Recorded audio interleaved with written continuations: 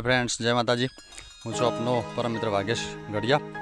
અને મિત્રો આજે શ્રાવણી આઠમ એટલે કે જન્માષ્ટમીનો દિવસ હતો, એટલે આજે અમારા ગામમાં શ્રી કૃષ્ણ ભગવાનનો જન્મોત્સવ અને મટકી ફોડનો કાર્યક્રમ રાખેલ હતો। તો હું તમને આજે મટકી ફોડનો કાર્યક્રમ અને જન્માષ્ટમી ઉત્સવ જે ઉજવાયો એનો નજારો બતાવીશ અને આખું ગામ એકઠું થઈને હળીમળીને આ ઉત્સવ ઉજવ્યો, ખૂબ મજા કરી અને ભગવાન શ્રીના પારણા ઝુલાવ્યા અને બહુ જ ઉત્સવથી હર્ષોલ્લાસથી આ ઉત્સવની મજા માણી। મિત્રો સામે તમે જોઈ રહ્યા છો અમારા ગામના માજી સરપંચ શ્રી જીવરાજભાઈ દેસાઈ અને અમારા કાર્યકર એવા અમિતભાઈ જોશી સાહેબ। મિત્રો ગામના તમામ લોકો હળીમળીને અમારા ગામના બધા જ ઉત્સવો એકઠા થઈને કરતા હોય છે। મિત્રો અમારા ગામમાં 18 વર્ણના લોકો રહે છે, પણ એવું ના બને કે ગામમાં કોઈ પણ એવો ઉત્સવ હોય અને જે ગામ આખું મળીને ઉત્સવ ઉજવ્યો ના હોય। મિત્રો અમારું ગામ એટલું હંપેલું અને બહુ જ માયાળું ગામ છે।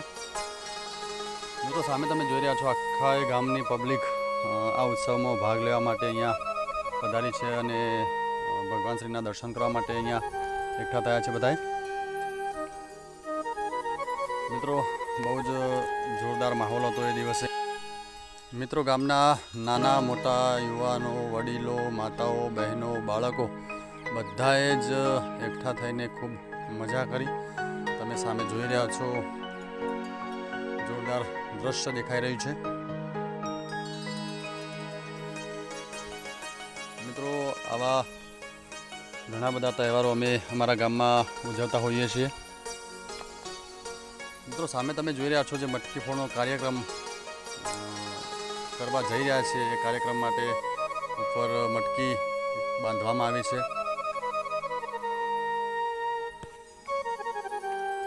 આખું ગામ એકઠું થયું છે।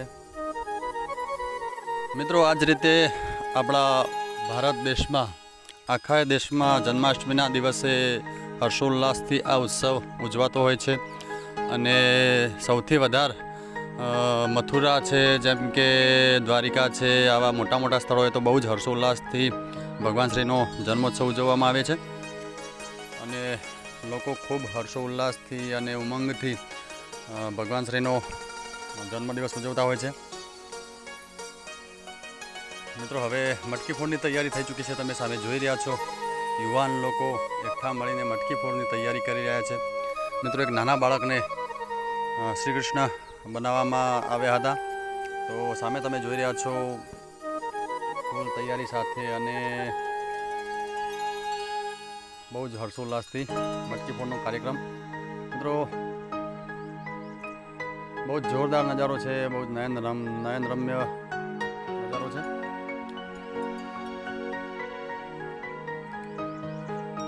મિત્રો આવી જ રીતે જો એક સંપ થઈને એકઠા થઈને આવા જ ઉત્સવો દરેક જગ્યાએ ઉજવવામાં આવે તો આપણા ગામમાં નાના બાળકોમાં અને લોકોમાં સારો એવો એકતાનો મેસેજ પહોંચતો હોય છે। તો અમે તો કહીએ છીએ આખા દેશમાં આ રીતે સારા ઉત્સવો ઉજવાય એકઠા થઈને અને દેશની એકતા અખંડિતતા જળવાઈ રહે એવું અમે ઈચ્છીએ છીએ। મિત્રો ખૂબ સરસ રીતે યુવાન લોકો સપોર્ટ કરી રહ્યા છે એકબીજાને।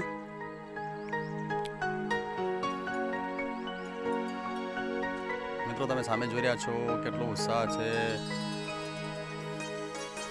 અને બહુ જ જોરદાર નયનરમ્ય નજારો છે, દ્રશ્ય દેખાઈ રહ્યું છે બહુ જ જોરદાર। તો મિત્રો આવા જ વિડીયો સુંદર અને સરસ અમે અમારી ચેનલમાં બતાવતા રહીશું, તો તમે અમારી ચેનલને લાઈક, શેર અને સબસ્ક્રાઈબ કરતા રહેજો એ મારી નમ્ર વિનંતી છે। મિત્રો આ કાર્યક્રમ નિહાળીને નાના મોટા યુવાનો, મિત્રો, વડીલો, ભૂલકાઓ ખૂબ જ આનંદમાં હતા, ખૂબ જ હર્ષોલ્લાસમાં હતા અને બહુ જ જોરદાર માહોલ અમારા ગામમાં સર્જાયો હતો।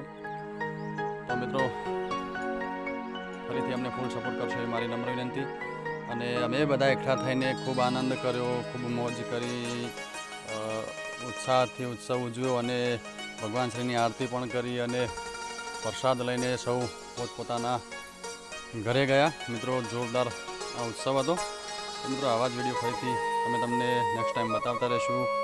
મિત્રો તમે સામે જોઈ રહ્યા છો જે બાળક કૃષ્ણ બન્યું હતું એ કેટલું સુંદર દેખાઈ રહ્યું છે અને એમની જોડે એમના જે બીજા મિત્રો હતા, જે યુવાનો હતા, એ કેટલા બધા ઉત્સાહમાં દેખાઈ રહ્યા છે.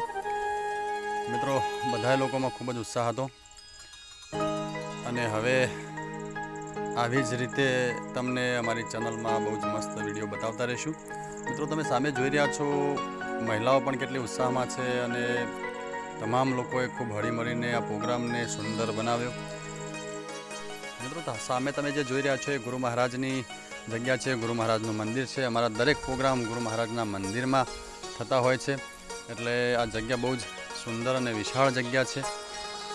અને હવે મિત્રો તમારા પરમ મિત્ર વાઘેશ ગઢિયાની રજા આપશો.